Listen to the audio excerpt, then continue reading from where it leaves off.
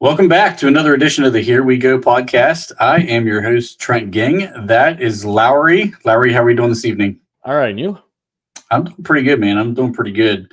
One of the things I wanted to jump to on this is we got a little bit of breaking news. I meant to ask you, did you get a chance to read the story that Gary Dulac put out regarding the whole Arthur Smith, Russell Wilson saga? Yep, I read it. Doesn't So shock. what was your thoughts when you kind of read through that article as your kind of like snap reaction to it? Well, my reaction was, why is this shocking people?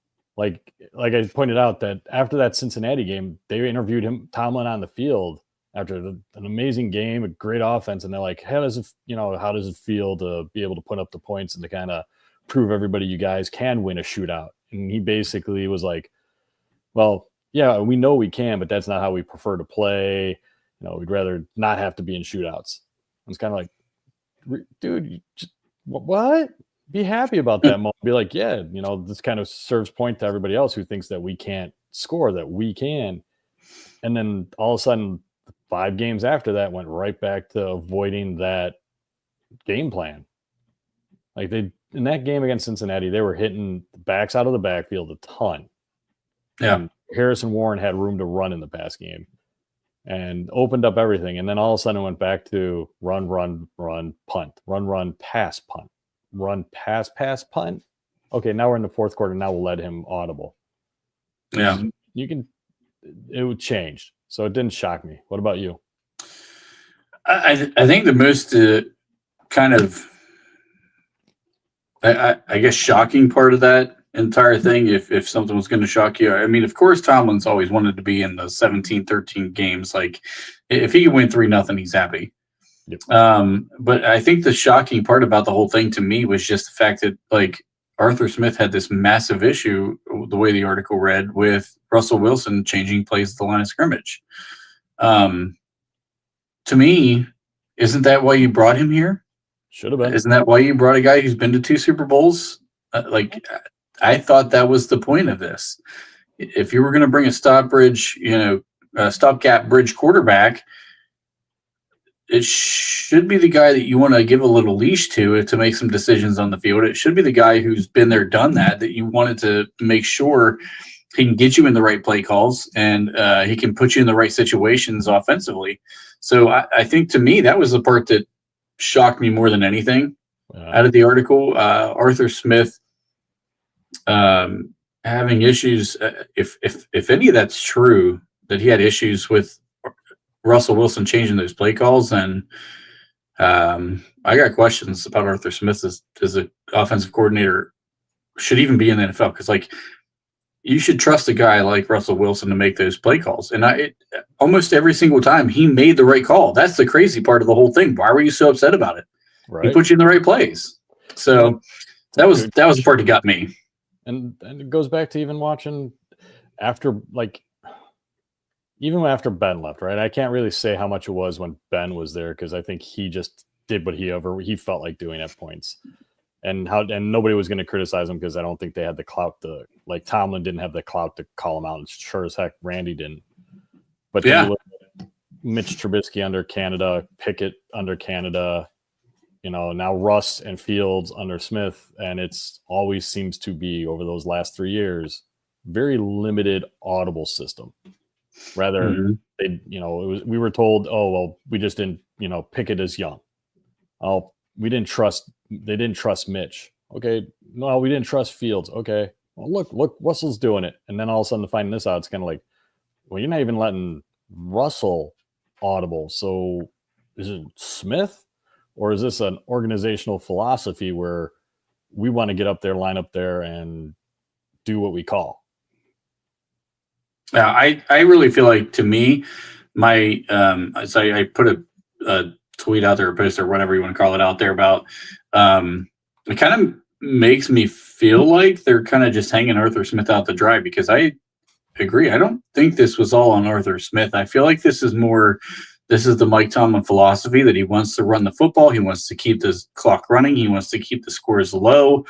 And he basically wants Boswell to win every game, and he wants the defense to win every game. Yep. He doesn't want the offense to do anything. And to me, that's like that's just such a just backwards way of thinking, in my opinion. If that's what this boils down to, then I'm like, I never really got off the train, but I'm right back on the train of just like, why is Tomlin still here? And You can't win football games that way. Not in this NFL. And that's where I've been since the end of the season. Was if we're not going to change, if he's not changing his philosophical approach, then it's time to move on. Right. Yeah. And I think I said that's something similar underneath that post that you had about, I feel like they're throwing him under the bus. I think it's the same system that Smith has always run, and he's always rather see the run than anything. He fits Tomlin. I think it's both of them have the same philosophy. But yeah, I think that article not calling out Tomlin in there and not pointing out that, hey, Tomlin could have stepped in. He could have asked for the audibles. He could have said, no, let him go. Yeah. It just it avoids the philosophical issue of the whole thing. Like I said, didn't let Mitch do it, didn't let KP do it, didn't let Fields do it. Is this really just Arthur Smith's fault? Or is this like you said, win with a field goal, win with defense, keep it tight into the fourth quarter? And go back and look at those Ben games those last couple of years. Tight in the first half, tight in the third quarter, and then all of a sudden Ben was Ben. Mm-hmm. And I think that's the same philosophy they have now. Just wait until the fourth quarter. We're going to win it in the fourth quarter. And that's why when they're down 21-0, it feels like an insurmountable lead. Yeah, it's kind of crazy to me. Like, I feel like we're just going around in circles. And then, so when we talk about looking at 2025's offseason, it's like, why would anybody want to come here as a free agent on the offensive side of the football if they know this is kind of a philosophy thing? And I just don't see how. Yeah, I think you can win by running the ball. Like, I don't think that's the problem, because Kansas City runs the ball very effectively. Obviously, they're kind of been the best team in the league all year. The Eagles just made it to the Super Bowl by strictly running the football. I mean, but they've also got one of the best offensive lines in football. And I think you have to also learn as a coach, offensive coordinator, head coach, doesn't matter to me. If you have the offensive line to run the ball, then go for it. If you don't have that offensive line, you've got to figure something else out. And we didn't have it last year, and we just never got out of it. Our EPA was god awful. I mean, you've got to figure something else out. And to just say, okay, Russ figured out a way to put up 40 points and we're just going to bail from that plan. Yeah. Maybe Russ figured something out that you guys weren't even trying. You should have tried to stick with it. So I don't know. I mean, I gave Russ a ton of flack, and I've said pretty emphatically that I didn't want him back. I still really don't want him back. But it's more so due to the fact that his age is what it is. The offensive line is what it is. Has nothing really to do with necessarily Russ. I'd rather put a 25-year-old Justin Fields back there and let him run around and be elusive. Yeah. But I feel like we're going to go right back to square one. We're going to have a super athletic quarterback that we still hand the ball off to Jalen Warren 20 times. I see that too. And that's why I said the same. I'm basically the same philosophy, right? Like, I like Russ, but he's now at or going down from his ceiling. Like, he will not be back up at his ceiling ever again. And it's just father time, right?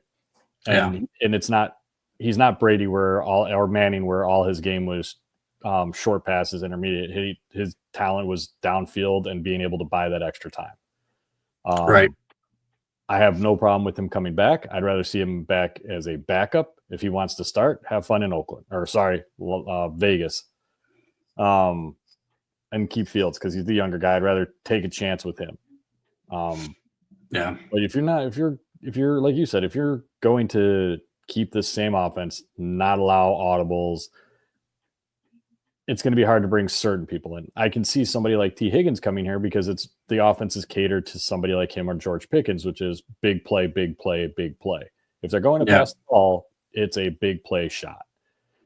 If I'm Cooper Kupp, I'm avoiding Pittsburgh because they're not going to do anything for you. You're not going to get the intermediate passes. You're not going to get the working down the field, and you're not going to be set up for a chance at a ring like that. But Higgins, sure. If Steelers want to pay the money, will they? No. Yeah, that's going to be interesting. And I do want to dive into some free agent stuff today. But first, I want to kind of go into some of the draft stuff. So Omar Khan, he's had 2 drafts so far.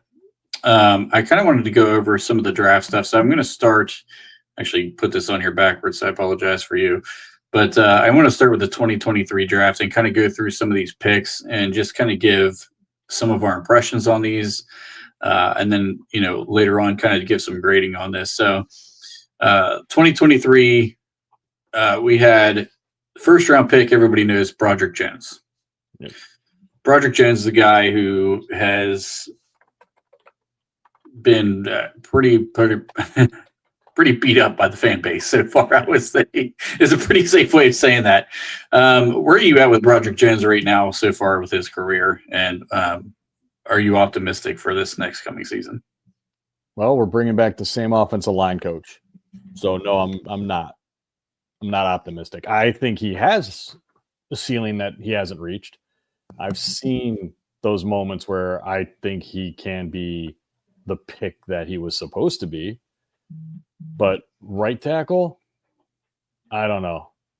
In this offense, I don't know. Like I need to see more. I like the fact that unlike a couple of years ago where our offensive line didn't even pick up our quarterback, didn't fight for the quarterback, I like the fact that he fights for the team. I like the fact that he was out there when Calvin Austin got hit in the Philadelphia game, and he was the guy that came in there running. I like that he was the one that was, oddly enough, calming George Pickens down.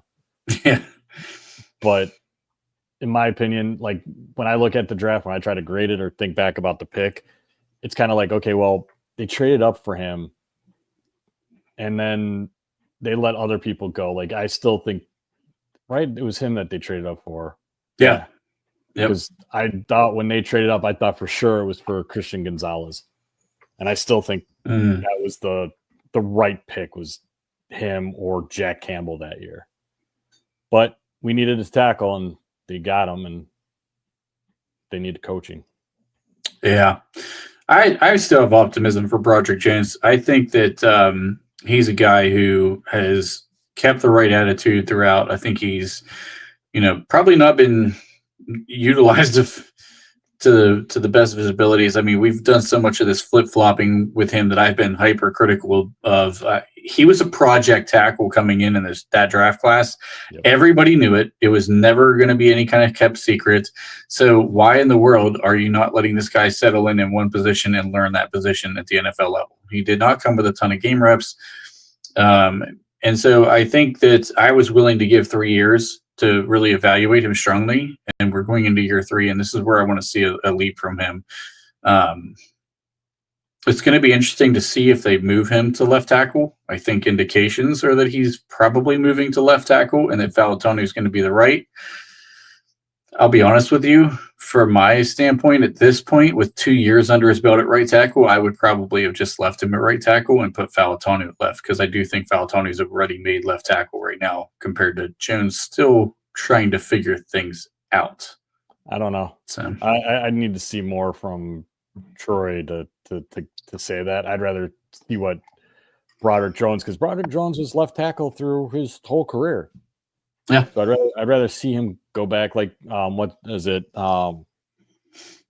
Kendrick Green, and now the name escapes me, the tackle. Kevin Dotson. Yeah. Oh, the guard. Yeah, guard. They both were playing out of position, and then they all of a sudden leave, and all of a sudden it's like, oh, look, they aren't that bad where they're supposed to be playing. So let's move him back. And just quickly looking over the left tackles that are looking at just tackles in general, there's only one up there that there's 2 guys that are under the age of 27 that are going to be free agents. Do you really think that's cheap enough for the Steelers to go out and purchase? So we got Broderick Jones and we got Troy. So put Broderick at left, Troy at right, hope it hits. Then you got your 2 tackles forever. If not, you move Troy back to left and you go find another tackle next year in the draft. Yeah, I do. I think we're going to go get a veteran swing tackle, but you're not going to see any splash at that position. I mean, you invested 2 first-round picks. They're going to let both these guys try to figure it out as much as possible. And they're going to the tackle that gets going to be over the age of 29. Oh, yeah. So yeah, for sure. The second-round pick in that draft, which really kind of was a first round pick by extension of the number of pick. So he was pick 32, Joey Porter Jr. So we actually have gotten a good bit of Joey Porter Jr. here for the first couple of years. Where are you at with him? I like him, but my issue with him was what I saw before the draft, and it's still there, which is if he's the target and he's going to get hands on receivers, and depending on the official, it's either going to get called all game or he's going to look great. And that's my only issue with him is that, well, I wish he would be a little bit more sound in tackling, but he tries. But my issue is just the hands. If you could clear up the hands, the holding, I think he'd be fine. And looking at the second round, the people like within the first 6-7 picks after that, I don't see anybody that I'd be like, oh, this is the guy that we should have taken. I mean, there's Laporta there, but at that point, we had Heath. Or not Heath, sorry. Muth. Yeah. We had Muth, so it's like Sam Laporta, Michael Mayer. No, I think Porter was a good pick when you look at available right afterwards. I mean, obviously we needed to upgrade that position. I mean, we had, just Levi Wallace and Patrick Peterson that, it was a shell of what Patrick Peterson used to be. So we definitely needed to upgrade. I think Joey was a clear upgrade on that. I think he's still a good corner in the league. He does get handsy. I was extremely concerned about that with him coming out of college. Obviously, me being a High State fan, I watched a ton of Big Ten football. So I was really concerned about that. The talent level's there, and I still think I have to wonder if putting on a little bit of weight in this offseason may have hindered his mobility a little bit. So I'm not sure if he maybe backs back off of that and takes some of the weight back off. We'll see. Maybe he just needed to get adjusted to it, but he definitely has to figure out the hands thing. So good player. I don't know if he's going to be top of the league type corner, but he's definitely a good player. He'll be one of those guys that in Pittsburgh, he'll be viewed as a lot better than what he will be viewed at nationally. If we did take Gonzalez, then we should have. Then I would have said we should take Brian Branch. That was the other guy that was sitting out there. Oh yeah, picked Porter. That's the only guy in those next. I think it is 10 picks. He was 12 picks after that. I would have taken. That's the only guy that I've taken over Porter. Yeah. The second round pick of that draft, Keanu Benton. Where are we at with Keanu right now? I would like to see more of him on the field, but I love him. I love when I see him out there. I think he had an up and down year this year, but I think I still want to see him. Yeah, I like the motor he has. I like the speed. I like the rush right now that I've seen from him. Are you in favor of him staying at nose tackle, or there's talk about him moving to defensive tackle? Where are you at with that? I mean, do you like him playing in that nose tackle position right now? It's hard for me to say. I'm so Casey Hampton driven. So seeing somebody in that nose tackle, it's I want to see that rock there, but I'm not against what he's done there. So am I okay if they move him somewhere else to see what happens? Sure. If they okay, let's see if we can swing him out there to play defensive end a couple times. Okay, let's just try something to see, what he can do. I'm good with it. I'm good with where he is. I'm good if they make the change, as long as I think he gets a little bit more play time. Yeah. I think he's a player who's definitely still ascending, and he's a guy who there's flashes there. I think his play strength at nose tackle is a little down from where it needs to be, which is why I personally keep saying I want to see him move to defensive tackle. If he takes, they cut Lario, I think he moves seamlessly into that Lario position and can play it really, really well, including taking all those Lario snaps that he didn't need to be getting. I would love to see more of a traditional, 3-4 nose tackle come in here. I do want to see the throwback nose tackle, to be honest with you. The Kenneth Grants of the world, the Tyleek Williams of the world, the Dion Walkers of the world from Kentucky, the big 330 plus, 340 plus guys that really are going to be immovable objects, and you need that in the AFC North, in my opinion. I mean, especially we just saw Derrick Henry run all over us with very little resistance. I think that would shore some of that up. I don't think the nose tackle was the issue there. My issue with the nose tackle comes from the 3rd and 1s, the 4th and 1s that we see, especially now with the tush push style of offenses. Without having that big guy there, might as well just be we're going to concede, just change it down to the first down already. Save us 5 seconds of an extra play. My question looking at it, do you take Rashee Rice, not knowing all his off the field stuff, over Benton in that draft, or would you rather still have Benton over Rashee Rice? Personally, I still would rather have Benton because I do think our defensive line group needs to get younger. So I love the fact that they were willing to go that route. And in this draft, I honestly could see them taking 2 defensive linemen in this draft. I don't know if I'm going to be on the, right side. I might. Yeah, I don't know. There may not be a lot of people that agree with me on that one, but I actually think that it makes a ton of sense to go 2 young defensive linemen there. I think so, unless something happens in free agency. I don't think I take Rice just simply because of the fact that we have Pickens, and that would be the only reason. Knowing all his off the field stuff with Rice, I wouldn't touch him with the 10-foot pole. But even before that, it's like, oh, you got Pickens, so I think we made the right pick with Benton. Yeah. 3rd round, Darnell Washington. Knowing what 3rd round picks have been traditionally, where are you at with that one? Because he's been a fantastic blocking tight end, but would you have expected a little more out of a 3rd round pick than a blocking tight end? Yep. I like him. I like him for what I keep. It's one of those guys that you watch and you're like, oh man, what could he be? And he just doesn't like. There was moments, especially before those last four games, where Washington was being worked in, and it's like, oh, you can see him making those catches and getting those tough yards. Then just once again, just like Austin, disappeared. Mm-hmm. So as a 3rd round pick, I would have liked to have seen more from him. I don't know if there was really anybody else in that area when you're looking through the draft board, like who other teams picked, that you'd be like, oh, wow, this guy really outshined him. Where they picked in the 3rd round, I think he was a decent pick. We're good. I mean, yeah. I like him. He filled a need. Spaeth was on his way out. You needed a guy who was going to be a blocking tight end who was going to come in here, especially if we were going to establish a running offense. I think Darnell's done fine. He was never going to be this big receiving threat. I think people saw the measurables at the combine and they thought he was going to be more than he was. I kept comparing him to a Mercedes Lewis, but he's not even that. I mean, really, he is just a pure blocking tight end. And he's fine for what his role is here. I think maybe system, maybe we'd see more than that. But yeah, right in this offense, he's a blocking one.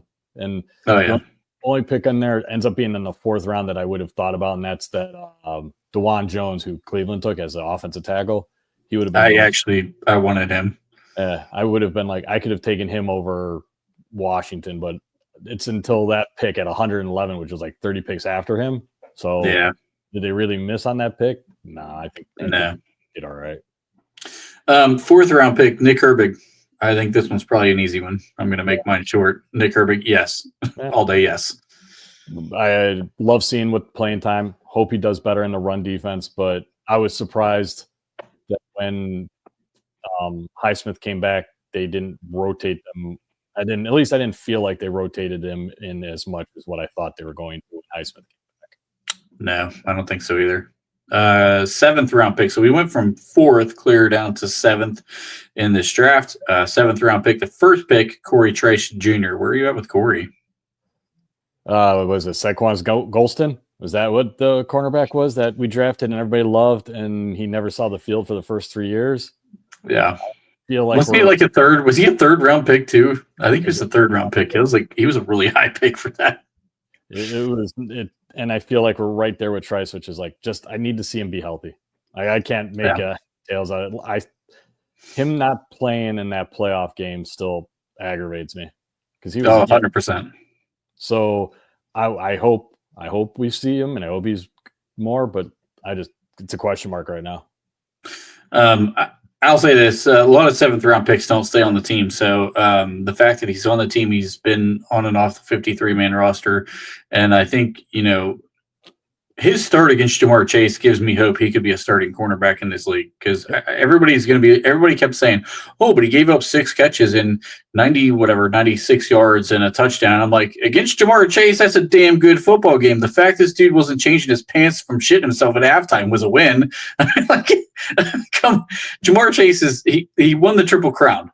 You weren't going to shut him down. I'm sorry, but what Corey Trice was doing on an island as a young guy, his first start, it's encouraging. Even if he's a backup, I mean, I still think that's a great pick for a 7th round guy. If he stays healthy, that's a phenomenal pick. And some of that's on coaching staff too, the catches and everything that he gave up that game, which is why it's just crazy that the next week all of a sudden he was back on the bench for Jackson and Sutton. So crazy. Yeah. I don't get that. I don't get the Bishop in the playoff game, but we're past that. Yep. What about the 2nd, 7th round pick, Spencer Anderson? I like him for a 7th round pick. Yeah. Good depth. I don't know if I'm ready to like it and be like, oh, this is the reason why we're letting James Daniels go. I don't think that level. So yeah. I mean, again, another 7th round pick that's hanging around the 53-man roster. He's providing depth at times this year, 5 positions. I mean, he was listed as the primary backup of basically, I think, all 5 positions at one point in time throughout the year. Maybe not left tackle. It may not have been left tackle, but he's pretty much at least 4 for sure. Yep. So let's move on to the 2024 draft here real quick. So obviously the first one, Troy Fautanu, season mostly lost. We saw him for basically a game. Thought he looked good in the game that he played. I thought he had good moments. He gave up 1 sack in that game. He had a couple pressures he gave up. But overall, as a rookie starting at tackle for the first time, out of position, all at that, missing most of training camp at that. Like, I thought he played pretty well, all things considered. I thought he did. My question always will go back to the fact that I'm not sold on him as a left tackle. I'm not sold on him as a right tackle yet. So I think he's good. And that whole article that came out about him playing guard, if they drafted him to play guard, then I think we really messed up when we didn't draft Quinton Mitchell or Brian Thomas Jr. I mean, they're unlike some of the other picks. There's a lot of good picks that came after Troy, where you can literally see the need from the Pittsburgh for Quinton Mitchell, Thomas.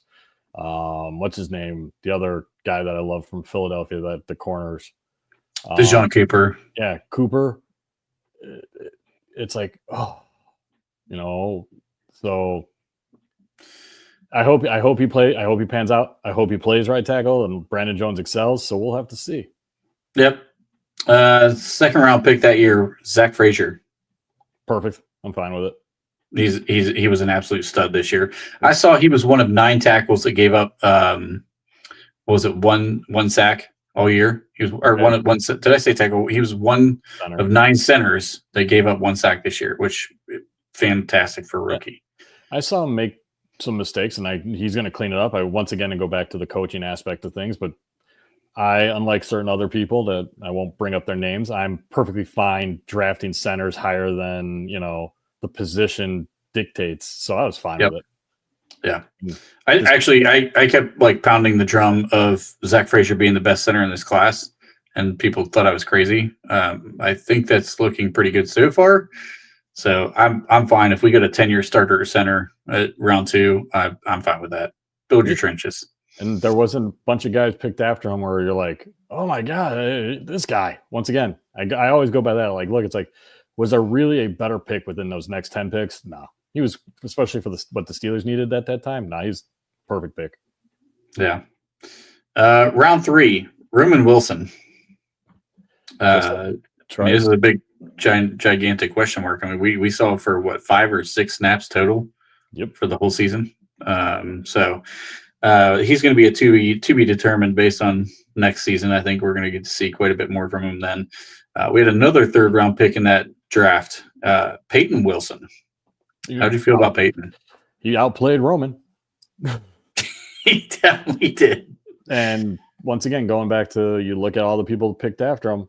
I'm perfectly fine with Peyton. I hope that they find a coach that comes in and helps continue in his elevation.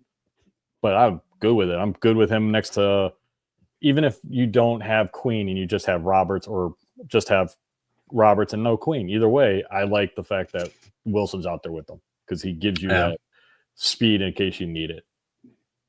Yeah, listen, for a rookie linebacker, Pittsburgh's defense is notoriously tough on inside linebackers, and for him to step in and play the way he did this year, super encouraging from my standpoint. I thought at times, I mean, there was a couple games he looked like the best inside linebacker on the team. Yep. I thought he was the best linebacker in the draft, inside linebacker. Pick 98. What else are you going to ask for there? I thought it was a fantastic pick. Me too. This one's interesting. 4th round pick, Mason McCormick. So we actually saw way more Mason McCormick this year than we thought we were going to. Where were you at on Mason? Same thing with Spencer. I liked him. I hope that he's not the replacement to James Daniels. I don't know if, once again, I don't see him at that level yet. Mm-hmm. So we'll see what happens. I don't know. You know, I don't know. I don't know if I'd make a different pick in that situation where with the guys that were up on that board at that time. I think he gave them offensive guard and they needed it, especially with Salmalo's age and everything. So, yeah, when I saw the pick initially, first of all, when he got a top 30 visit, I was like, okay, this is interesting because this dude is nowhere near like a round 1, round 2 type guy. Like, why is he getting a top 30 visit? Yep. And then they pick him in the 4th round. I'm like, they see this guy legitimately as a starter in this league one day. And I thought, okay, well, he's going to be the Sayamalo replacement left guard all through his college career. Sayamalo, left guard. I'm like, so they're actually picking a guy to play his actual position. All right, let's see if he develops into that. And if not, it's a 4th round pick. It's not like you're wasting a round 1, round 2 pick on this guy. Then, of course, all chaos breaks loose and Daniels goes down for the year and he gets thrust into the starting role. Yep. Colin is all in on throwing the bag at Trey Smith in free agency. I've talked to Alan Saunders about some of this kind of privately. He keeps telling me like that he fully believes Mason is looked at as the starter going into next season. Would you want to bring a free agent in? Do you want to run it back with Mason? Like, where are you at with that? I want to bring it back with James Daniels. I want to sign him. He's 27 years old. You know, he's the guy that I'm bringing back if I can. Yeah. If I can't, I don't know if we have a better option out there. I just looking at it, you know, I guess my thing is about Samalo. I know others disagree with me. I didn't think he was top level. Like he even said that the only reason why he was in the Pro Bowl is because everybody else didn't want to go. And it showed. So, you know, and Will Hernandez at almost 30 years old, you're going to take a run at him? Your starting guard. Otherwise, you know, Mekhi Benton, who used to be tackle, who's, you know, finally had a healthy season at guard. Do you trust him? I mean, and even he's 26. So it's like, okay, I don't know. Yeah. I actually talked about guard being a sneaky need on this team in this offseason because not many people are really talking about it, but I think it's a pretty under the radar need that's kind of not being talked about enough. Yep, I agree. For the James Daniels thing, the injury timetable for me is going to be the part that is really tricky because I would love to bring back James Daniels. If you know he's going to fully recover from this injury, I would absolutely sign James Daniels back in a heartbeat. I think the injury is actually going to lower his value, which I think plays to our favor. The problem is you have no way of knowing anything about how he recovers from this injury. And that's going to be quite tricky. So how many games would you be comfortable with Mason McCormick starting until James Daniels is healthy? It all depends on Isaac, right? So if I had my option, I'd bring Daniels back, move Mason maybe over to left or James over to left if you had both of them. But if you got Isaac and you got Mason, I can give James, 3 games more into the season to get healthy. The season takes a long tear on those, as we saw with our offensive line. What if it's 6? What if it's 6 games? Then it goes back to the cost. He's probably starting the year on IR. So you lost 4 minimum. if he does and he starts on, and they're saying on Sporadic, who we both just talked about a little bit ago about how their averages aren't right, they're saying 7.8. So at 7.8, missing 4 games, I can handle. Yeah. Missing 6 at 7.8, nah, I don't like that. So if I was bringing him back, I'm trying to get him for 3 seasons. I think if you're bringing a guy like him back, I'm definitely trying to do a multi-year deal with him. Oh yeah, me too. He's 27, so he's got 3 years. Yeah. Before you hit that, you hit my ageism comments, which is I don't want unless they're on your team originally and they continue past 30. Okay, but I don't want to sign somebody past 30 if I don't have to on an offensive line. What about 6th round pick Logan Lee? So he admitted, I don't know if you saw this or not, but he basically admitted that he was healthy. The injury that they put him on the IR for, they basically told him he was taking a medical redshirt year for the most part without the medical issues. So he pretty much was a redshirt this year. Where are you at with him? Exactly where he is, which is a red shirt. So I have no idea. I need defensive tackle. We're going to need it. So he better beef up because he's very undersized. I think he was playing weight in college was 270. 274 maybe, something like that. He needs to beef up to be because our guys are running 295, 300 pounds in that inside. They're going to try to do the Marvin Leal route. Yeah. I'll be interested. Try to move him out somewhere else. So we'll see what happens. I didn't see anything else from him. We'll see what happens with him. I'm not sold on him. I'm not willing to sell him yet either. Yeah. So. The other 6th round pick that we had in this draft, Ryan Watts out of Texas. So he was the guy who came in as a corner.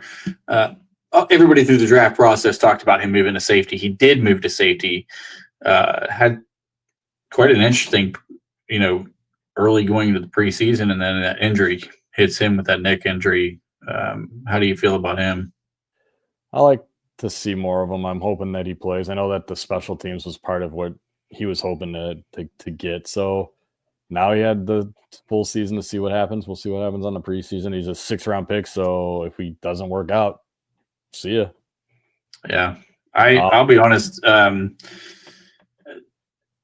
I'm not going to throw names out, but I had somebody tell me that they texted him personally to hope, kind of give him, wishful thoughts for his recovery and everything. And they said he was very concerned about returning to football, whether he was able to or not. Like it was that kind of an injury. So, well, wasn't he the one that posted the picture recently of the surgery? And that's what scares me. Like that surgery recent, like why wasn't that done sooner? So if they just did it when he sent that picture out, I'm really concerned about if he's able to play. I thought they had that done a while ago.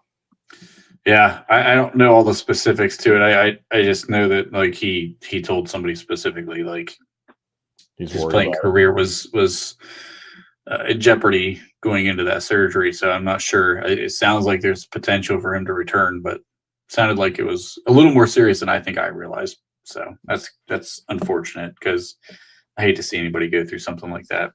Me too. On a personal level, yeah. Yeah. Outside of football. So overall, if you were to give a grade on the 2023 draft class, what would you assess the overall grade in that class? B. It would be higher if it was better coaching. It can be lower, but I think Herbig and Benton pull up the average for me from Broderick not being solidified. Yeah. I think B+. Broderick, again, you haven't gotten what you drafted for that position that early in the draft. I think you have gotten at least what you drafted with Joey Porter Jr., Keanu Benton, Darnell Washington. Again, a blocking tight end in the 3rd round is a little early for me for that position. Nick Herbig, he blew that draft out of the water. And then again, 2 guys on the 7th round who are still hanging around your 53-man roster, and Great depth piece in Spencer Anderson for the offensive line. Corey Trice, again, if he ever stays healthy, could compete to be a starter. I'm not going to say he is a starter, but he could compete to be a starter at some point in time. So if you get that out of the 7th round, then I think you feel pretty good about that. Let me put it this way. Would Nick Herbig be worth a 3rd-round pick in that draft? Would you have taken him over Washington? Oh, 100%. Okay, so then would Washington's pick be better if he was drafted in the 4th round? Would we value him better? If you flip those 2 picks, yeah, absolutely. I think they're both better picks at those positions. So my opinion, that kind of draws itself out to like a neutral, right? Because it's like, okay, we drafted Washington higher than we should have, but we landed Herbig, in the perfect spot. So to me, I'm good with it because you flip those 2 picks, I'm perfectly fine. I think if you traded Nick Herbig right now, you'd get a 3rd-round pick for him. You probably could. You could probably definitely fleece a team or two to get that 3rd-round pick for him. Yeah. I mean, honestly, especially with the rookie contract still. Yeah, for sure. I mean, I think he'd be the top edge rusher on, at least in the starting lineup on a lot of the teams in the NFL, 2/3 of the league. I think he could start for roughly 2/3 of the league right now. I think the big question just would be which team would take that run on him with his size. Like, right, he's not going to be a defensive end conversion in a 4-3, so he's definitely would still be the outside linebacker even on a 4-3. And yeah, but he fits that role, and I think he can play coverage better than people give him credit for. I think actually, I think he could play in both systems. He's one of those few guys that we draft in the outside, because I think a lot of the outside edge rushers that Pittsburgh drafts typically don't work in different systems because we draft very specifically for ours. Yep. I think he's one of the few that probably could play both. I agree.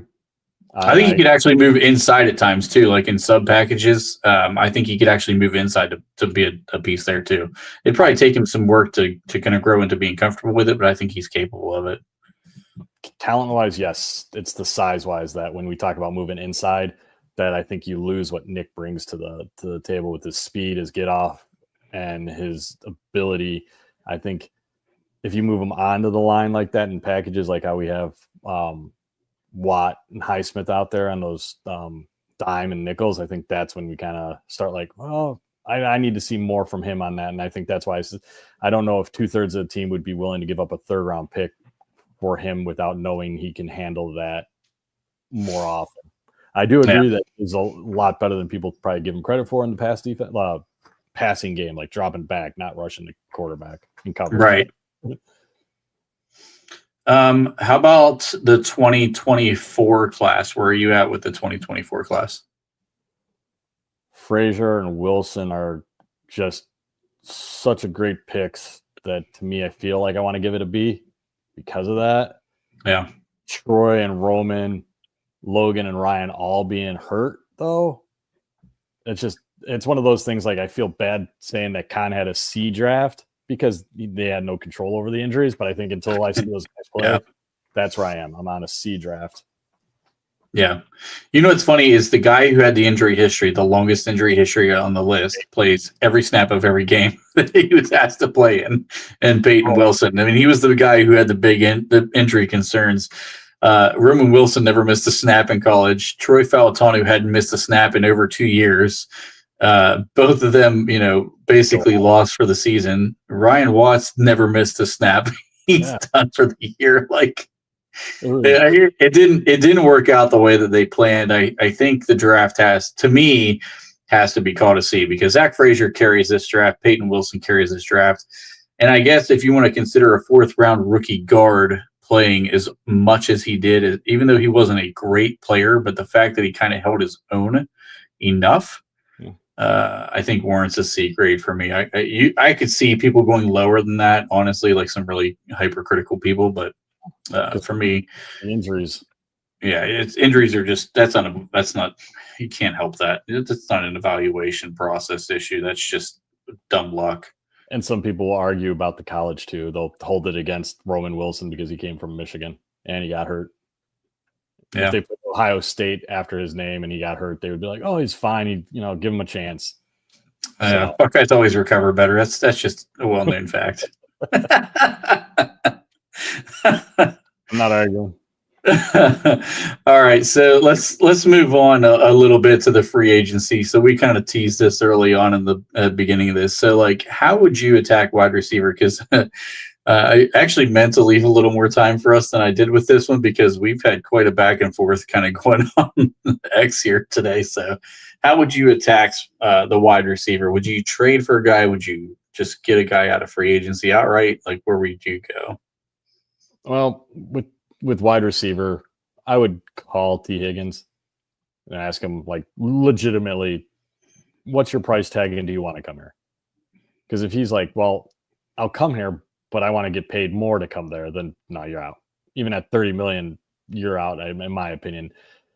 I would rather see them get somebody like the Slayton. I'd rather see them take a run at Godwin or Hollywood, right? Two guys that have injury track records. You might get them cheaper. That type of a play. I'd like to see that. T. Higgins fits my criteria, though. When I look at free agents, he's under the 27-year mark for wide receiver. He's got the track record. He's got some injury concerns. But my biggest question is, if you take him off of the Bengals and he becomes on your team, let's say you still have George Pickens, and is he the one? And can he handle that? Because people are going to cover him and rotate over to Higgins more than they rotate over the Pickens. Yeah. So I think he's a clear-cut one in my opinion. I think he's an undoubted number one. So you don't worry about the fact that Chase drew all the coverage. No. I think he's talented enough to warrant beating any coverage. I mean, we kind of drafted Joey Porter Jr. to be a lockdown corner, and Higgins had no problem with him. So much so that at 6'4", 200, whatever he is, 20 pounds, he outmuscled Joey Porter, who's known to be the physical corner. Oh, yeah. And so I think T is a very good route runner for his size. I think a lot of guys that size struggle to run routes. I think he's a very good route runner for his size. He's got great speed. He's a good combat catch guy. I think he's a pretty complete receiver. So I think he could be a number one on just about any team in the league. Jamar Chase is just a special talent. So the fact the Bengals even got those two guys in back-to-back drafts was ridiculous. And that's what concerns me about Higgins is just he won't have Burrow, he won't have Chase, so he's got to be the guy, especially at 30 mil. You got to be the guy. I think he might be able to be there. The injuries at 30 million is what stops me, and the fact that this is just not the Steelers' personality to pay that out of pocket. I hope they change. I just don't see it. But you look at the other wide receivers out there, and it's like, well, I'm not going after Deontay Johnson unless he's vet minimum. No. Yeah. No. Marquise Brown is 27. Darius Slayton, that's a guy that we've talked about before. You can probably get both those guys, and like another two. You can get Tyler Boyd in that same three group for $30 million total, all three of them. And then there you go. You got a whole new wide receiver core. I'll be honest. I forgot Tyler Boyd was even playing this year. I've heard nothing about that dude all year. He disappeared out of Cincinnati. Once he got out of Cincinnati, all that trash he talked. I mean, you go to the Titans and Will Levis and Mason Rudolph are battling back and forth for your starting quarterback. It's not a great situation, but I mean, Calvin Ridley looked great still with them. And even what's his name? Nikeen Westbrook or whatever that is. He's a sneaky decent player. I mean, I actually like that kid. But the only guy I didn't hear was Tyler Boyd. I did not hear Tyler Boyd, not even once. No. So how would you rank your top free agents at this position? Who would be your guys that you would attack? Specifically for the Steelers, right? Not just overall talent level. Just for the Steelers. I would go with T. Higgins, but to me, I think he's out. So I would honestly, Slayton would be one. Brown would, Marquise Brown, Hollywood would be probably two. And then maybe I'd go Elijah Moore because he's young at 3. That's interesting because you've picked 2 guys that I've not heard anyone else mention in this, with Hollywood Brown and Slayton's been talked about a good bit. I've been talking about Slayton a good bit too, but talking about him and Elijah Moore, both. Elijah Moore is more of a slot receiver, though. Would you bring in another smaller slot receiver? I would like to see us use a slot receiver. So, like, I thought we were doing great with Calvin Austin and for some reason, and I'm not blaming. And people will say I'm blaming Pickens, and I'm not. I'm blaming Arthur Smith. Sorry to Colin out there who hates when I blame Arthur Smith for everything. Like, Calvin Austin was doing great. Pickens comes back healthy, and we just don't go back to Austin again. So I wouldn't mind seeing Elijah Moore. I don't know who you go after unless you're going to pay for somebody who's 30 plus years old. And I don't think anybody who's over the age of 30 out there is really somebody I want to overpay. I like DeAndre Hopkins, but no offense. You watch the playoffs of Kansas City, he doesn't show as the DeAndre Hopkins. He's not his same name, right? Like, I've seen Juju make more plays during the playoffs than Hopkins made. Yeah. And I've gone through this list, but let me ask you about one other player. Let's say Devontae Adams gets cut because his cap number is going to be ridiculous. They're probably going to cut him, or he's going to restructure his contract. It's one of the two. But let's say he gets cut, another plus 30 guy. Would you go after him? See, that's a guy I would go after, but I know they won't be able to afford. Like, he is not a guy who's going to chase the ring. He's not the guy going to, I want to play for said coach and a said system. He is pay me my money. He is the definition, in my opinion, of a merc.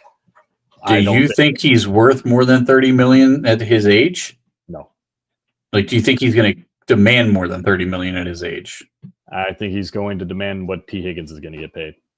There's no way. Yep. I can't see him getting paid that kind of money. I mean, he might want it, but I don't think he's. I'd be shocked if a team paid him that money. Watch Washington. Watch New England, teams that have that cap space. I'll say it. When they were talking about trading for him, I said I didn't want him because he was going to be. You're going to overpay to get him, and he's one and done because he wasn't going to restructure this contract. With the Jets, the reason why he restructures is if Aaron Rodgers is still playing. If Rodgers isn't, the reason why he fought to not do a redo on his contract with the new team is so they would be forced to cut him.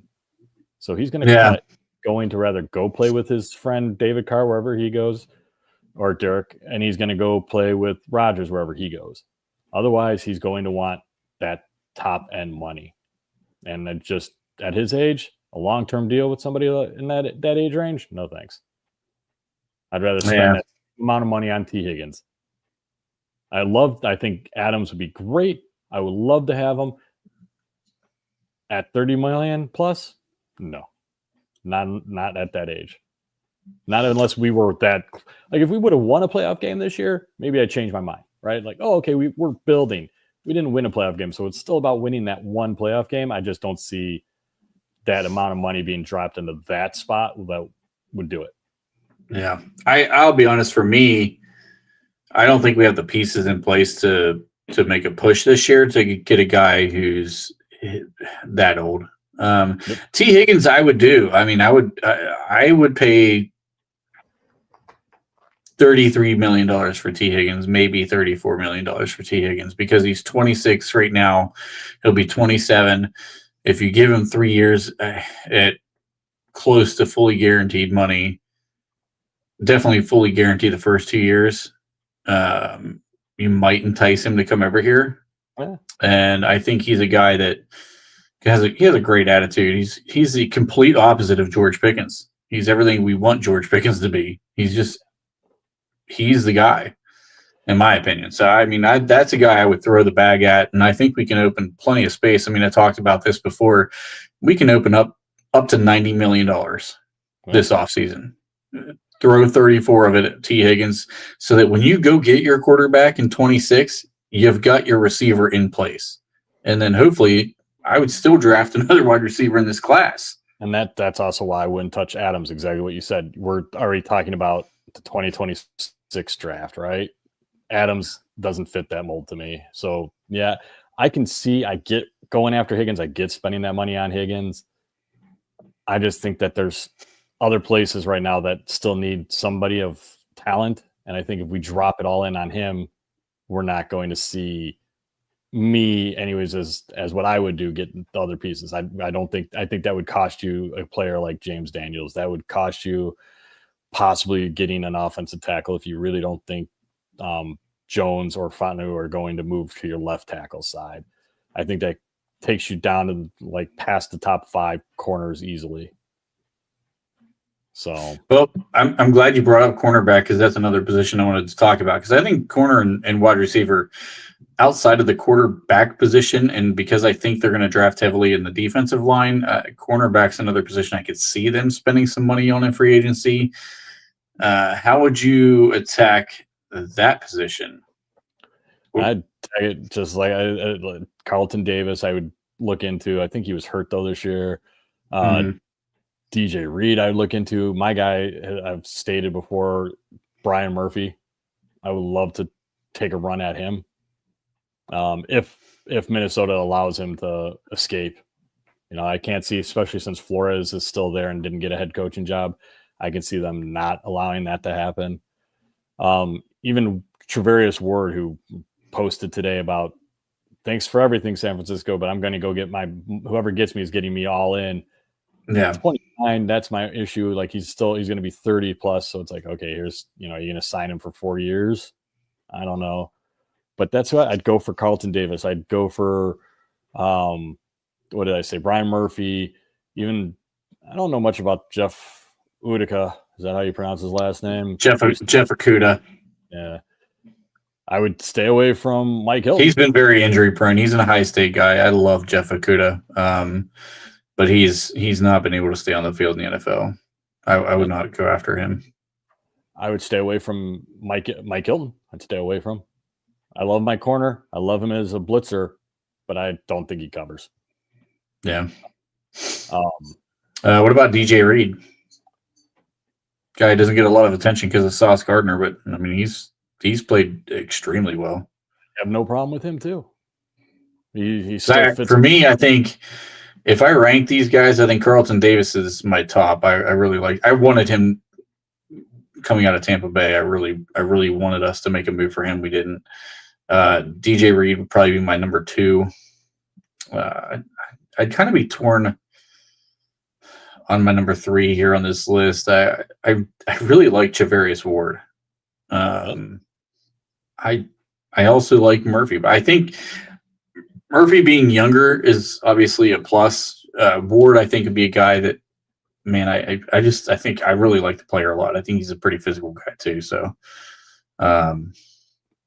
but once hate to take a cop out on this, but I might take a tie on that one between the two of those guys. I would have Murphy as my 2 over Reed, and then Reed probably, then Ward. And the only reason why Ward goes low on my book is because, once again, next year is still about winning that first playoff game. We're not looking at, okay, we're going to push for a Super Bowl. So give me a guy who's 27, 26, 28 that I can have for 4 years at their prime still versus, all right, Ward's 30 next year. So when they're maybe in a Super Bowl run, he'll be already 31, 32. So, and can he continue at a top level at that age? How old was when he came over? 34, 33? Who was? Patrick Peterson? Oh, Joe Hayden? Yeah, well, he retired at 33, right? Okay. 30. So he was already over 30 when we got him then.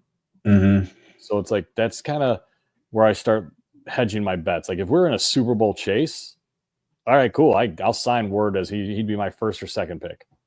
But right now I'm looking at, I need somebody who's going to be here for 3 or 4 years that's still a prime level.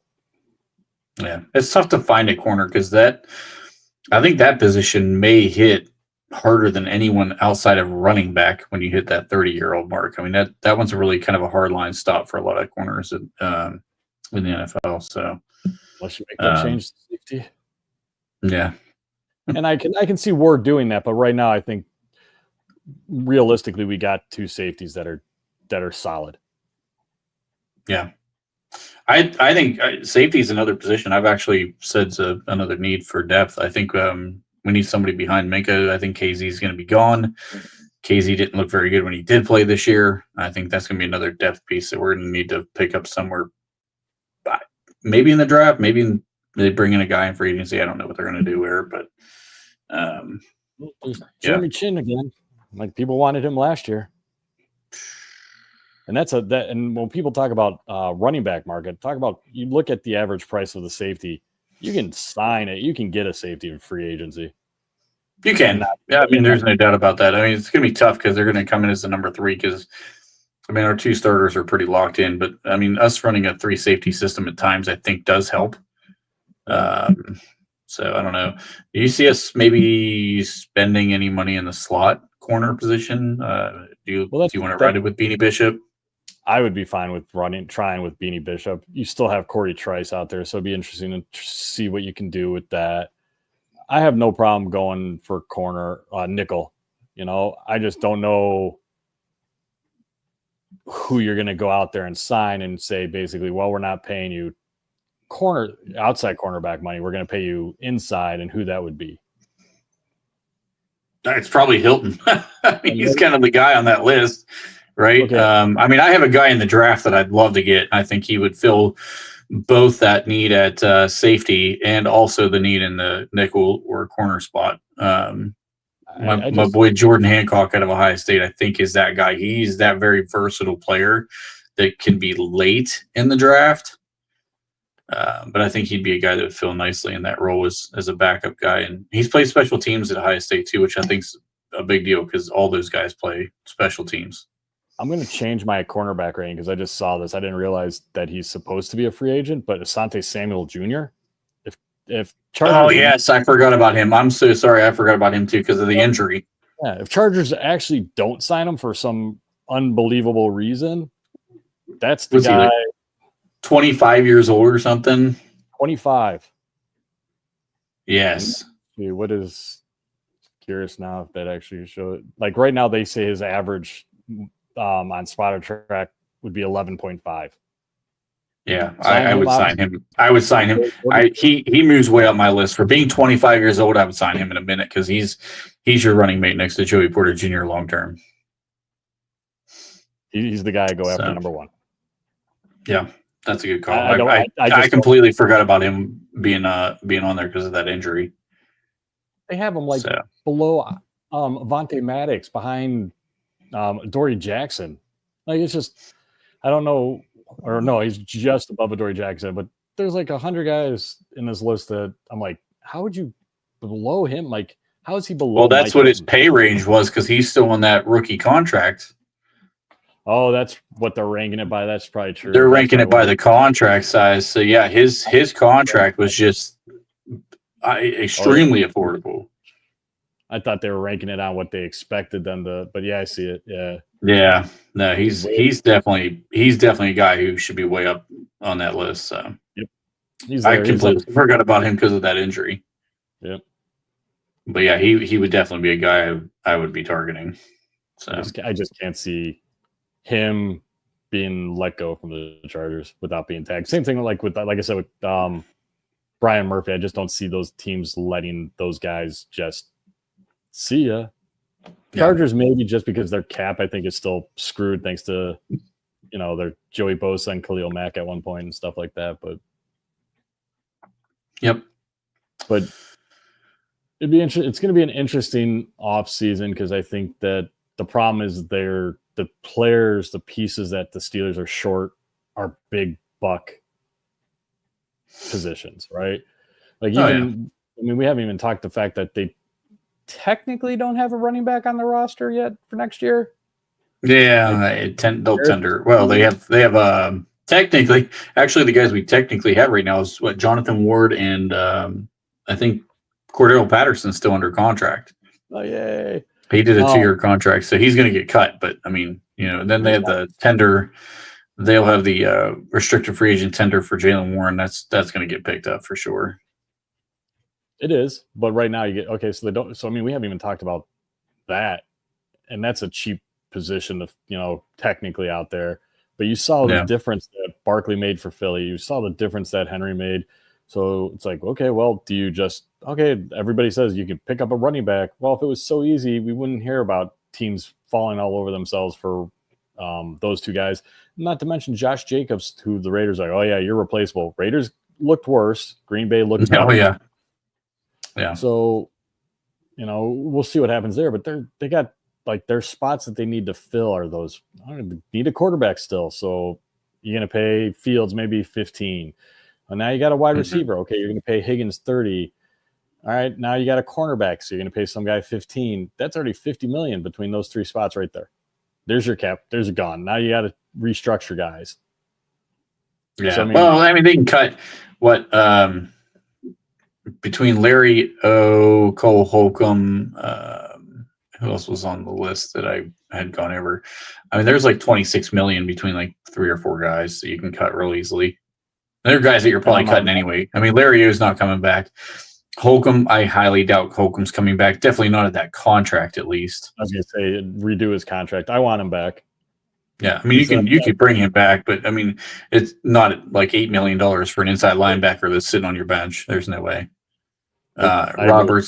Roberts, if you bring him back, it's going to have to be on a new contract because I think he's a free agent after this, after 2024.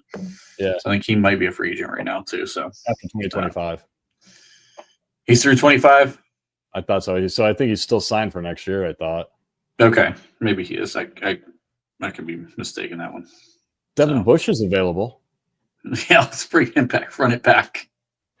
Since we're running it back with everybody else, might as well bring him back too. Might as well see if Juju's available. Hey, he would have been better than what I will die on that hill that he would have been better than Von Jefferson and Scotty Miller. Listen, he did nothing in Kansas City. So you can't do anything in Kansas City. You're not doing it in Pittsburgh. Okay, got to remember, right? So they had Rashid Rice lighting it up, and they cut, what's his name? The guy that dropped the fumble in Cleveland, which is still love it. They dropped him to pick up a 29-year-old Juju Smith-Schuster. When Rice finally left because he got injured, Juju had that one great game, and then he got hurt. And then they didn't have anybody until they picked up Hopkins. And Juju, here's my point with him. I was never wanting him to come back to be your number 2 wide receiver. Be like, oh, yeah, this is the guy we're running. No, he's your 3, 4, 5 wide receiver. You bring him back on that vet minimum, and you tell him, earn your spot on the team. If these other guys are so much better than you, then they'll beat you out, right? Like I'm not guaranteeing Juju, but I didn't see anything from any of the other guys that would have been like, except for Austin, who I would have been like, man, Juju wasn't better. Juju couldn't compete against those other guys. Right? Like he don't play special teams though. He brings you nothing in special teams. That's another thing on the team. God, I was wanting Van Jefferson cut like week 1. So I'd have been fine. We weren't missing anything with Van Jefferson, whether he was there or not. So exactly. So it's like you paid more money for him than you would have for Juju Smith-Schuster. Yeah, you paid more money for Scotty Miller than you did with Juju. The only person that I'd rather have on the team was Skoranek. And Skoranek was a good addition. Yeah. So definitely run him back. And I know they're not getting Juju, and I know that ship sailed, and everybody. But my favorite part is everybody's like, he's dead. He has no knees. Okay, well, he busted Buffalo up for several big plays in the playoff game to get him to the Super Bowl. And meanwhile, Von Jefferson is on a beach in Cancun. He can stay on that beach too. But Juju is an Arthur Smith guy. That's why we'll see Cordero Patterson back next year. Oh, God, I hope not. All right, buddy. Well, that's all I actually had for today. We'll dig into some more positional groups and stuff like that as we keep rolling on before we get to the NFL Combine, kind of look at some of the needs that we have here. So do you have anything else to go over today? No, not really. Just the quarterback situation's just killing me. Listen, I know flipping everybody's pounding the drum for people like Derek Carr and stuff like that. I'm telling you guys, Justin Fields is going to be the quarterback next year, and it's probably going to get done before March. I like Carr, but I'm not paying Carr what the price he's going to make. I'd rather see a younger guy in Justin Fields than Carr. And I'm not an anti-Carr guy. I like him. Now, if you're gonna he brought up Kirk Cousins. No. He's old. He didn't look good. We don't have an offensive line that's good. We couldn't protect Russell Wilson, and he has more mobility than Kirk Cousins. So no. Yeah, I don't see that one either. And both those guys, if I'm not mistaken, unless they get cut, both those guys have to be traded for. And I'm not trading for either one of those guys. I'm giving zero capital for those guys. Yeah. None at all. So it's just, and then me and you talked about Sam Darnold at one point. Once again, I think he looked great in Minnesota with the talent around Minnesota. I do not think he looked good in Pittsburgh. And I think watching him get shredded in the last 2 games of the season he had kind of makes everybody go, and I don't think for 1 second Minnesota's putting J.J. McCarthy or whatever on a trade block to keep Sam Darnold. No, I don't know why people are crazy. So that's where I'm going with that. No, nor would I want J.J. McCarthy because I think he's worse than any other option that's out there, guys. Listen, that kid's going to be a bust. The team didn't. If you can't be trusted in college to throw more than freaking 12 passes in a football game, you should have no business being what was he, 9th pick in the first round of a draft? There's no way. Just for the record, even if they wanted to trade him, Minnesota drafted him in the 1st round. Do you think they're going to get him for a 5th round pick? And people need to use their heads. They're not. Minnesota is going to hold on to a rookie contract unless somebody's stupid enough to give them a 1st and a 5th. And nope. Yeah. No. So can we at least dial down the crazy over the top quarterback hot takes out there? Go with Fields, draft a rookie. Go with Wilson, draft a rookie. Bring back Wilson and Fields. Just don't do it for more than a total combined of $30 million. If I saw somebody posted that the market value for Wilson was 2 years at $100 million or 2 years at $76 million. Nope. See ya.